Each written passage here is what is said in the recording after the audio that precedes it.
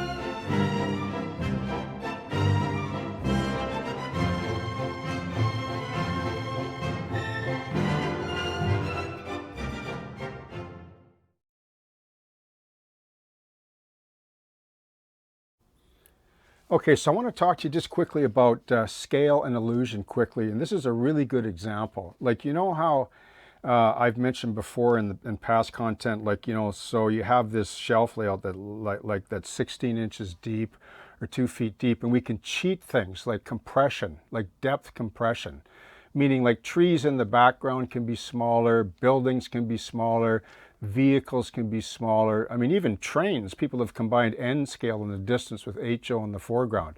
So this is a foreground scene, right? Like really in your face foreground scene.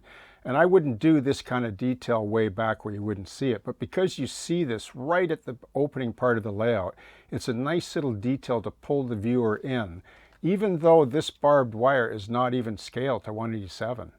Like this fence is, because this, as I mentioned, is a 7-foot high fence. It's unusual, sort of industrial riverside kind of back 40 kind of fence. But this barbed wire is actually by Edward, and it's 1/35 scale, or it's listed as that anyway. Number 35639 barbed wire razor. I've used this before on multiple scales. Like I used it even on the diner, a little twirl of it up on the roof to stop access, and it looked like no one would know. Like you would know, like technically, if you measured everything out, but you're never going to really think that when you see it on the fence. Like, and the nice thing about it is you can sort of see the barbs when you go up, so the illusion is effective, right? In the same way it is up close, it's cheated. In the same way we cheat things in the background for depth, you know, illusion, and just trying to maximize the limited space that we have by combining, different scales together. And that's all I'm doing here. I wouldn't try to be too drastic up front in that way, but in this case, I think it's appropriate and it actually works.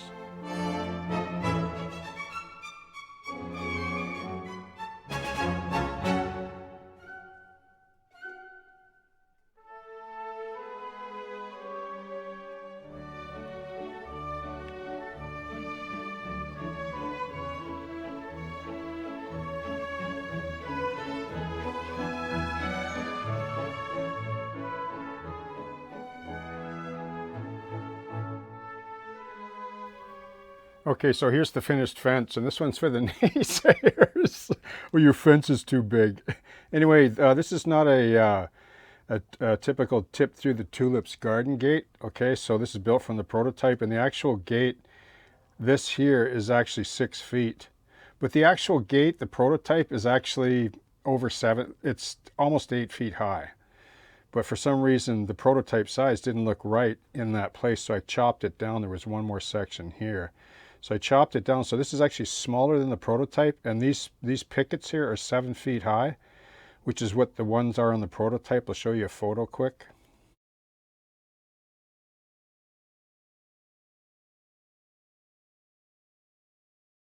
Okay, you can see the gate. It's quite a bit larger than what I modeled here in HO, and you can see there 1, 2, 3, 4, 5, 6. So it's only 6 feet. But this pole, when I stood beside it, was taller than me. It was more like 7.5 feet. So this is all prototypical in size, if anybody was wondering. Now let's go mount it on the layout and see what it looks like.